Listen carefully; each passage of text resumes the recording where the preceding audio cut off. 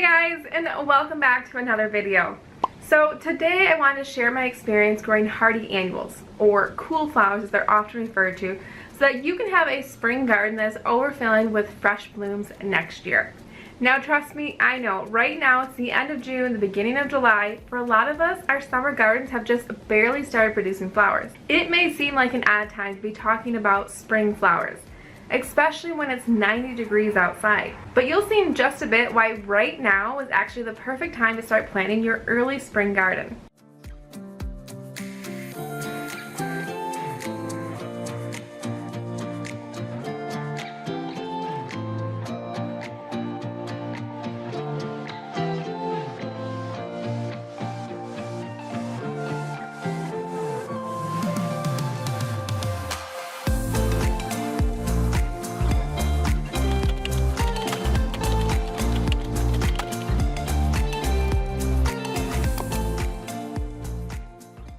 I'll be honest, I learned about hardy annuals fairly early on in my flower growing journey, but it took me a bit to fully comprehend the impact that this class of flowers would have on my small business. Let me explain why real quick.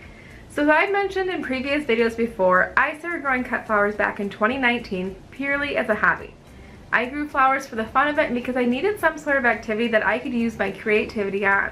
At the time, I knew absolutely nothing about growing flowers.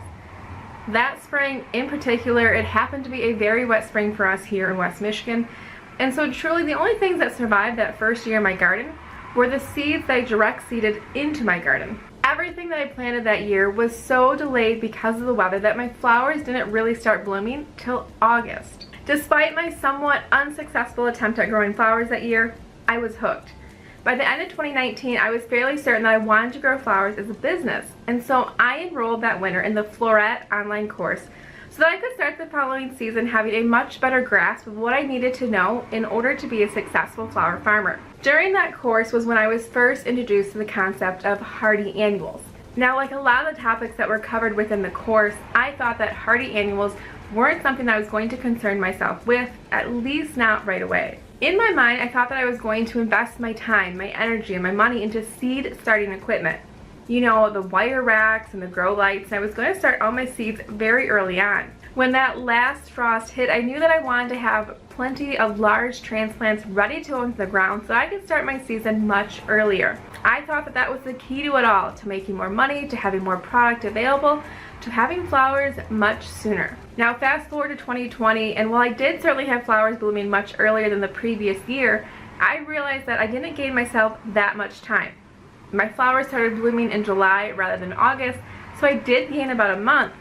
But trying to earn enough of an income from those flowers so that I could flower farm full time, well, I quickly realized that I was going to have to either really ramp up my production so that I could earn enough revenue in July through mid-October when the annuals were blooming, or I was going to have to figure out some way to have flowers available during other parts of the year so that I could have more time to earn an income.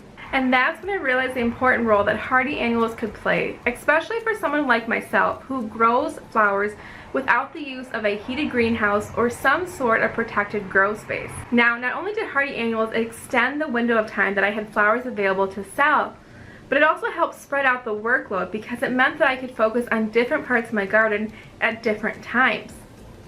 I could focus on planting hardy annuals in the fall and the early spring, and then once the danger of frost had passed, then I could focus on growing more tender annuals. As you can see, there's a lot of advantages to growing hardy annuals, and even if you don't have plans to grow flowers to sell, know that hardy annuals can be great for home gardeners too.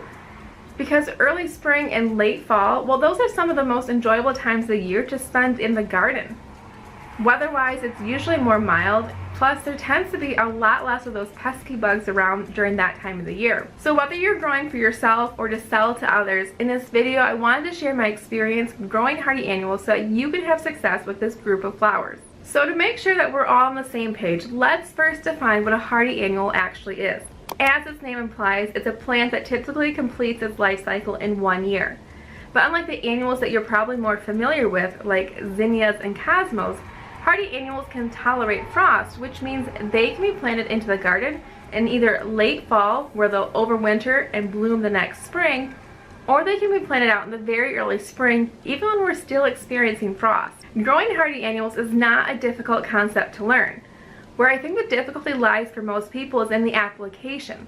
For a lot of us, planting annuals with the threat of frost looming, well, it goes against our natural instinct to want to plant flowers when it's sunny and warm out. But believe me, this group of flowers doesn't just survive cooler temperatures, they actually thrive in it. And once the heat of the summer finally does kick in, these flowers tend to die back because they don't perform as well under warmer temperatures. Success with hardy annuals, it comes down to two main factors, mainly timing, meaning you have to know when to plant, and variety, meaning you have to know which flowers will overwinter in your area. So let's dive deeper into these. Timing is such a critical part of growing hardy annuals successfully. A lot of us simply tend to plant hardy annuals too late because we're afraid to throw our baby plants outside when the weather seems harsh. But planting too late often leads to less than stellar results. Trust me, I've done this plenty of times, and what I've experienced is things like shorter stems, plants that are stressed and so they produce less abundantly, and even some plants that don't produce flowers at all. While it may take some trial and error on your part, it's important to get the timing of your hardy annuals just right. Now, no matter what your climate is like, the process of growing hardy annuals is the same. What does change, however, is where your planting dates land on the calendar. So for fall planting, the idea is that you allow your plants enough time to establish before the cold weather sets in. Your immature plants will develop incredibly strong roots as they overwinter, and then the following spring, they'll send up long, strong stems that you'll be able to harvest from. The ideal time for fall planting is 6 to 8 weeks before your first frost in the fall.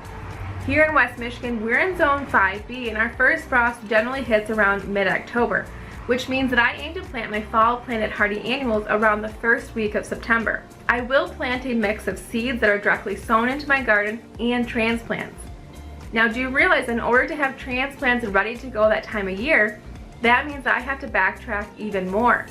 I sow seeds indoors in trays about 6 to 8 weeks prior to that September plant date, which means that I'm planting seeds in mid-July, which just so happens to be right around the corner from right now. For a lot of flower farmers, fall tends to be a busy time of the year as we're deep into harvest and we're trying to tackle the garden cleanup that comes at the end of the season. And so if you miss your fall planting window, you can also plant in the very early spring. Again, you're going to plant 6 to 8 weeks prior to your region's last frost. So again, here in West Michigan, our last frost is somewhere around mid-May, which means that for an early spring planting, I would plant outdoors mid to late March. Now, what you can plant into your garden at those times will depend on your area's hardiness zone. If you want to know which varieties exactly will be able to survive winter in your area, then you're going to want to grab a copy of Lisa Mason-Zingler's book, Cool Flowers. Now, I will link it below for you. But inside this book, she not only walks you through the process of growing hardy annuals in much greater detail than I am going through in this video right now, but she also breaks down which flower varieties are hardy in your area. If a flower variety is hardy enough for your zone, that means that you can fall plant it in your area. It will survive your winter without the need for extra protection. So here in West Michigan, I fall plant things like snapdragons, Sweet William, Campanula, Feverfew, Yarrow, and Black-Eyed Susans, because they are all hardy to at least Zone 5.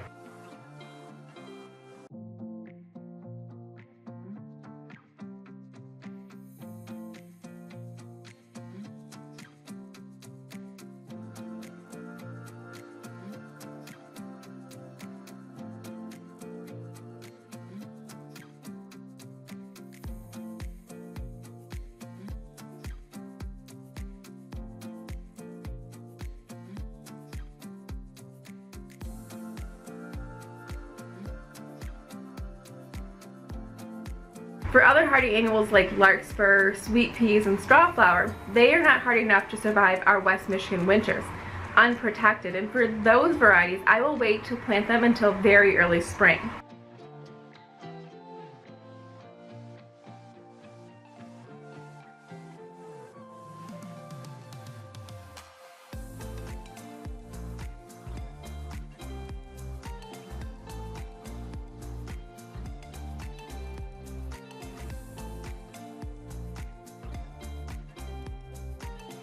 Hardy annuals are advantageous for the obvious reason that means more flowers are available to use in arrangements, more flowers are available to sell to others, or to simply enjoy for yourself. But there are also other advantages I enjoy with this group of flowers. For one, there's a strength and quality to these flowers that just doesn't compare to the more tender annuals that I grow. Fall planted hardy annuals especially, they spend all winter long building a deep and strong root system, and by spring they are so well established that they require little maintenance. Their strong roots mean that they require less water. They're a bit more tolerant of neglect, which is great because I often bite off more than I can chew, especially early on in the season. And because they bloom so early in the year, they often don't experience that same pressure from disease and pests like my other flowers do. I have to say, if I haven't convinced you by now to give hardy annuals a try, I will say it again, you just have to give this group of flowers a chance. They will absolutely change the way that you think about growing flowers. So there you have it, growing hardy annuals in a nutshell. As I've said earlier in this video, I absolutely love having a part of my garden reserved for hardy annuals. These plants are some of the most productive plants in my cutting garden during an important time of the year, during the late spring, the early summer, when not much else is blooming. These plants have helped me immensely in having more product available to sell to my customers. Plus, it's always nice to have just more flowers blooming while the tender annuals are still young and growing. I will say that this concept, while really straightforward, it can take some getting used to. It's honestly taken me 3 years of doing it completely wrong before I experienced any sort of success. So my encouragement to you is to keep trying, and with each passing season, just learn from your mistakes. In time, I'm certain that you will find success. So I think that about covers it for this video. Thank you so much for hanging out with me today. If you enjoyed the content in this video, I'd really love it if you'd give it a thumbs up and hit that subscribe button below. As always, I cannot wait to see you in the next video. Bye guys.